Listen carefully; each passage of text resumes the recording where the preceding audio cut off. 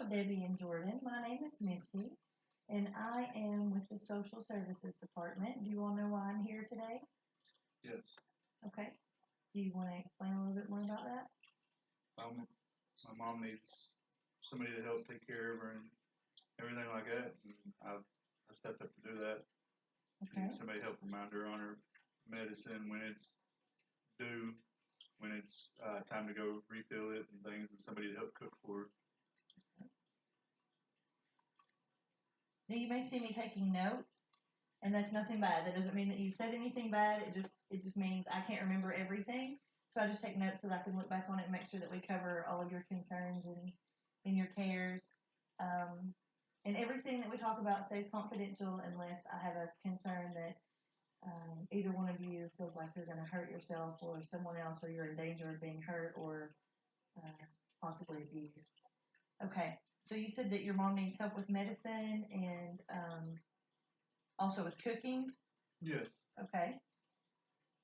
Do you agree with that? Yes, I do. I can take my medicine, but sometimes I forget whether I've taken it or not. So he helps me make sure my pills are there and make sure there isn't more than one day there that I won't take them double or anything like that. Okay. And what kind of tools or procedures do you all have implemented to make sure that you know what day that it is, what day that you're taking your medicine, and that you've taken it? It's in a pill container, um, Saturday through Sunday pill container, so I know if my pills are out for that day, then I don't have to, I've already taken them. And we have a calendar that shows me, and he marks off what day it is, so I know what day I'm taking my pills. Okay. And do you know what day it is today? Today is Sunday.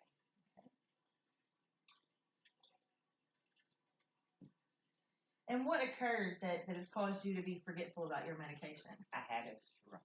Okay. And was that recently? I think it's been 2 years. Mm-hmm. And explain to me a little bit about that. What happened? I was eating a bunny, and I had a stroke. I'm sorry. I don't mean to laugh at you. You were eating a bunny? A chocolate bunny. Oh, Yes. okay. Okay. I was thinking just a rabbit. No, No, a no, chocolate bunny. a chocolate bunny.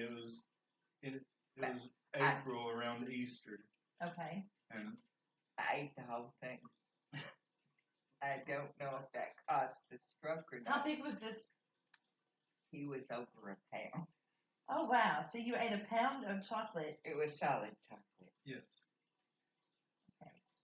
I didn't usually get to eat the bunnies, but my kids have all moved away from home, and they left their Easter bunny, and I thought I'd have chocolate.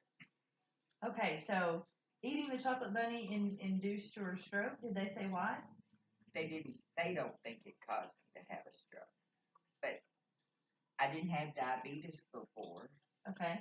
and She does now. And she I does have now. I have diabetes now. So they're thinking maybe that you had it and didn't know, and the chocolate bunny put you in a Pushed sugar her over. overload with Yeah, but diabetes. yeah, that's what they think. So are you the medicines that you're talking about that you have to take and not forget that you're forgetful to take that you need assistance with are for your diabetes? My diabetes, I have thyroid problems. It's low thyroid, so my thyroid doesn't work right. So I have to take pills for it, and I have anti-anxiety pills that I take because I have stress, Okay. and I have to take I have to take aspirin, and I have to take something for my cholesterol. Basically, I take 10 different pills a day. Okay. I can't name all of them, but I could show you if you have to know. That's fine. That's fine. And so why do you think that you're forgetful about your pills? Is it due to the stroke, or do you think it's a side effect of one of the medicines they have you on? I think it's due to the stroke. I don't think it has anything to do with the medicine because my medicines have changed some since I had the stroke and everything. And my long-term memory is real good. I can remember long-term, but my short-term memory isn't real good. I may tell you something 4 or 5 times because I don't remember telling you, and people get aggravated at me. And how does that make you feel when they get aggravated? Stupid. Well, I'm sorry that you feel stupid when people get aggravated too. Sometimes it's hard for people to understand because if they've not been through that, it's hard for them to realize how that feels. So you said you were wanting to be her caretaker and make sure that she has Yes. everything she needs. Now, explain about the cooking. What kind of help does she need with cooking? Because of her stroke, she's lost use of her dominant hand Oh, okay. and everything. So I help do the cooking and everything, and I'll even make the plate or the dish for her. And everything. She can carry it with her other hand. But I can't open cans. It's like yeah, with the she can can't open stuff. cans or anything like that. So I try and make things a little easier on her by doing the cooking and maybe having a prep. Sunday is my prep day and prep the meals out through the week. So all she has to do is put it in the microwave. Okay. I can put it in my. So, and that's a very good system. I think that is something that's going to help her be able to get nutritious meals instead of just getting junk things that she can open. Doing meal preps for her allows her to know that there's A, going to be something to eat, and B, something she's going to be able to open and put in the microwave. Now, with the lack of her dominant hand, is it just the hand or the whole arm? It is my arm from about halfway up my arm down. Okay. I can't feel anything. You could squish my hand. I never know. Okay. Because I don't feel it. But I see you moving it. So what do you mean by you've lost the use of your hand? She can't control I can't pick how it. she grips things. Yeah. Okay. Or like she might grip something too hard and not realize that she's doing it. And I can't let go of things sometimes.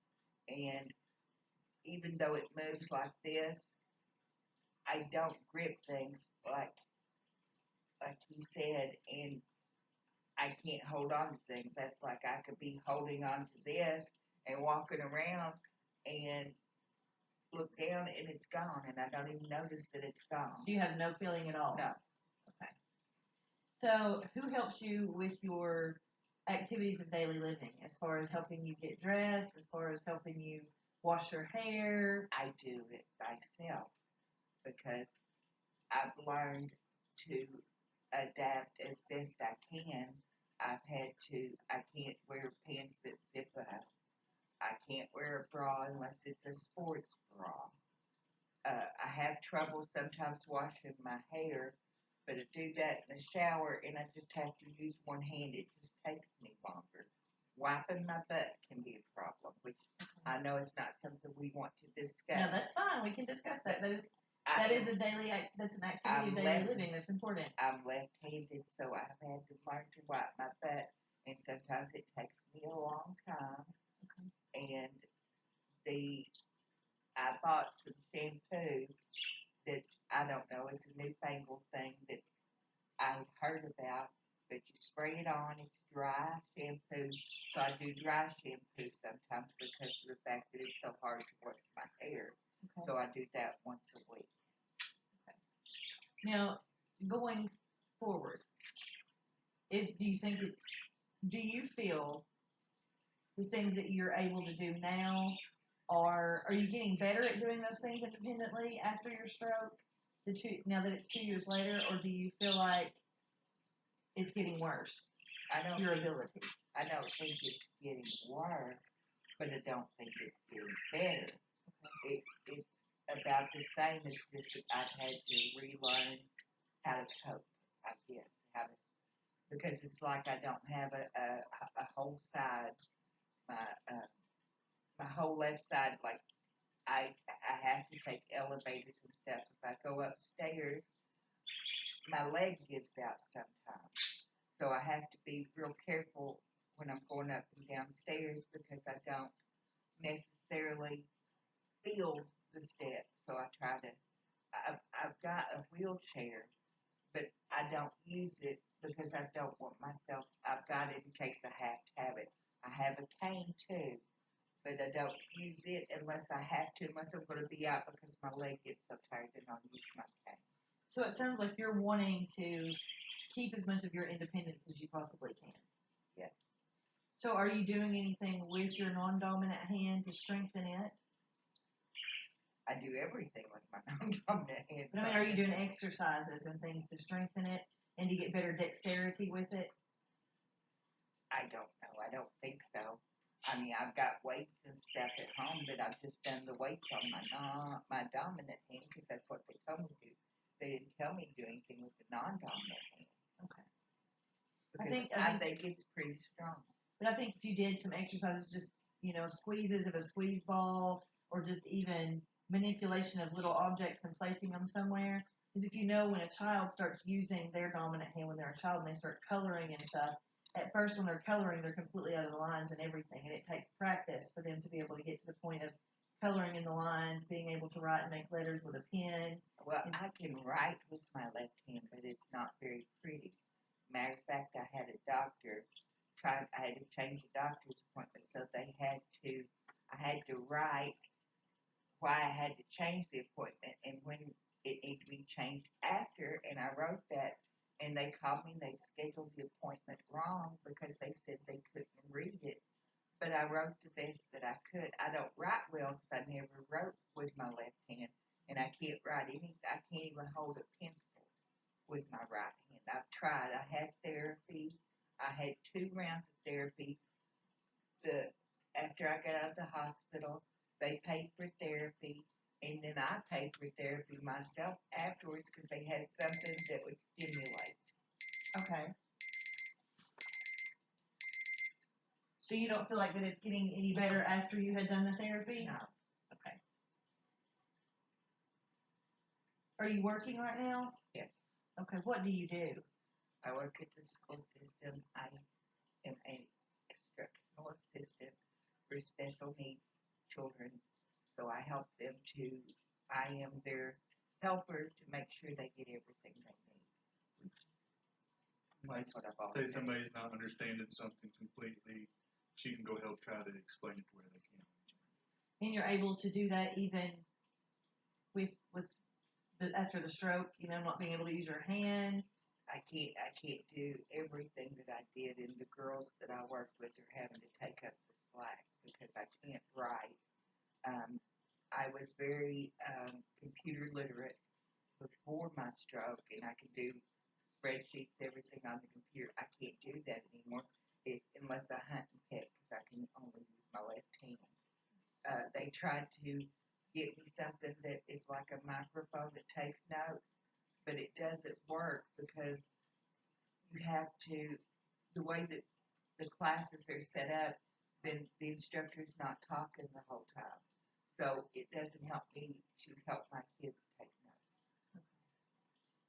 So do you feel like you're adequate and you're going to continue to work even though, how is that working with your forgettableness? Because we're here talking about your son taking care of you because you're forgetting to take your medicine, but then you're still working in the school system helping other students take notes in a classroom. I forget stuff. I mean, if you was to call me and give me a message to give somebody, I try to write it down because I won't remember from the time I get off the phone till they come in the room to give them the message.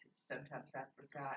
I apologize to my supervisor because I'll say, "Oh, I'm sorry, I forgot to tell you that." And with the note, with her helping students take notes, it's like a write them process. It's like the teacher says something, and she'll relay it to them so the student can write it down. Okay. Are you able to read your own handwriting?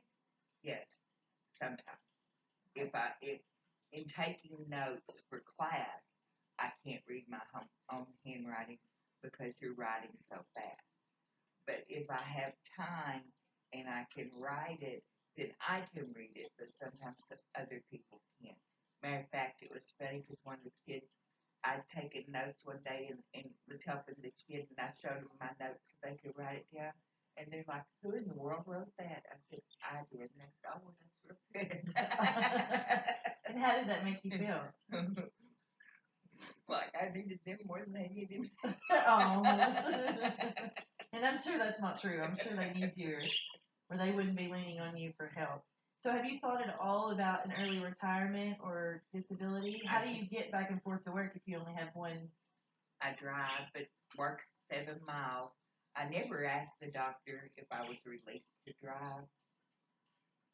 So you just kind of take that upon I yourself? just decided that I was going to do it. So I drive back and forth to work, and it's 7 miles one way, and it's 7 miles back. That's all I go to.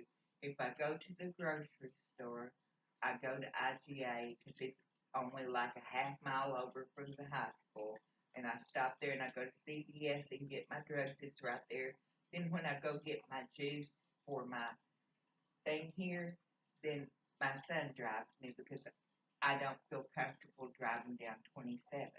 So do you not think she's safe driving on her own? As long as it's not more than a few turns, I think she's okay. But whenever it starts getting a little farther off and her not used to that road where she don't take it enough, I'm afraid she might get lost or something like that, might get turned around. Do you forget sometimes where you're at or where you were going when you're driving? I don't know. I never thought of that. I don't think so, but I don't know. I mean, where I live at, I've lived there all my life, so I feel like I could find it at the back of my hand. Now, I went to my daughter's house, and I would see the same things over and over again. And she'd be like, remember this? And I'd be like, no. I mean, I would remember some of it. So that goes back with the long-term memory. Yeah.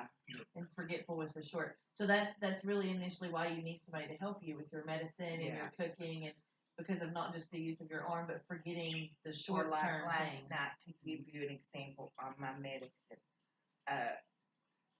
my son was in bed because he had worked all week long and he's going to school too. And I've got an alarm set on my phone, so I know to take my nighttime pill.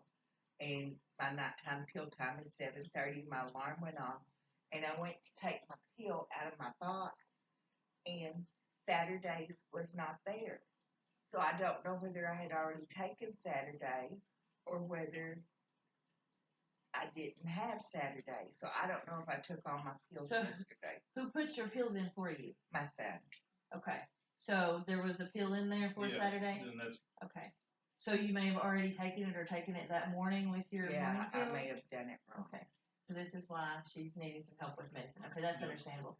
So have you thought about filing for disability or early retirement? I have filed for disability. Okay, so you have. But I don't know anything because you have to have all those meetings, and I can't just quit work because I have bills. And I'm the only person that pays the bills. I don't expect my children to pay it for me. When will you know about something with the disability? I How go- far are you in the process? I don't know. I go August the 7th for Okay. some kind of meeting with mental status to talk to a doctor. And then I'll have another meeting because apparently that paper they couldn't read. That's what I was talking about. So they scheduled the appointment wrong. So they're rescheduling it, but I don't have anything from them yet. Okay.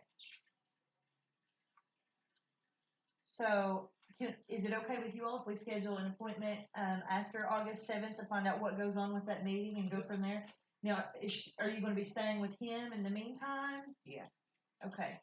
So, on the next meeting, you're both going to be present? yes. Okay. What about your daughter? Will she be present too? You've mentioned her Yeah. quite a bit. Will she also be present for the next meeting? She's working. Okay. Okay, so your daughter and son will both be here for the next meeting? Yeah. Okay, let's do the next meeting. Do you want to do it, what time is your appointment August 7th? It's at 8:30 that morning. That morning? Yeah. Okay, do you I want think to? it might be an all-day appointment. I don't know. Okay. Because they said it had in the thing that they have to run all kinds of tests, which I have no clue, Okay. you know, what the tests are. But I put down my doctor's address because it has on the paper. If I wanted the results mailed to my doctor, I had to put my doctor's address down. So I did that. So I know I'll get the results, whatever they might be. Okay. Well, let's make an appointment then. If you think it's going to be all day, can we do August 8th? Do you work that day also, August 8th? Yes, but I could take off if I need to. No, there's no need. We can do it in the afternoon. I'm flexible, so just I can work around your all Yeah. schedule. Just as long as we have enough time, because my sister does work a night shift and she'd have to, take off work or at least get a half a day so we can do the meeting. Okay. Do you know what her schedule's going to be for the 8th? Her schedule's normally from about 4 to midnight, Okay. so, So we need to do it a little bit earlier. or she could take a half a day. Okay. So let's go ahead and try 4. Okay. That way, if she has to ask off, if she's not off that day, then it's not going to be that long. You know, it won't take up most of her day. Is that okay with you all? Will you be home from your job then, both of you all? Yeah. Okay. So let's shoot for August 8th at 4 p.m. and we will follow up on that. In the meantime, you just go ahead and do whatever normal routine that you plan on doing as her guardian. And then we'll gather from there and see how it's working out for both of you all as well. How she's doing from then with the forgetfulness with her medication, and how she's enjoying having a chef at home that she just goes and gets her meals and gets to heat them in the microwave. Does that sound good to both you all? Yes. And if there's any questions or concerns that you all have in between now and then, I'm going to leave you my card. You're more than welcome to call me. We can meet before then if need be for any reason whatsoever. If you all have any questions that aren't an emergency that you all just think that you want to ask for the next meeting, don't hesitate to jot them down. You know, I'm open and flexible and free for whatever you all need. Do you have any questions or concerns for me? No. Okay. You will tell him when the appointment is. Yeah, well, we're going to be here August. I will be here. You all, of course, live here. I'll be here August 8th at 4 p.m. Okay, we'll write it down. I forgot already. You can write on the back of my card if you want to. Okay. I'll probably put it on the calendar as well. Okay, that sounds good. And you may just want to remind her in case she forgets. That way she'll be, you won't have any anxiety or anything, and won't. All right, thank you very much. Thank you guys. You all have a great day. Thank you for having me.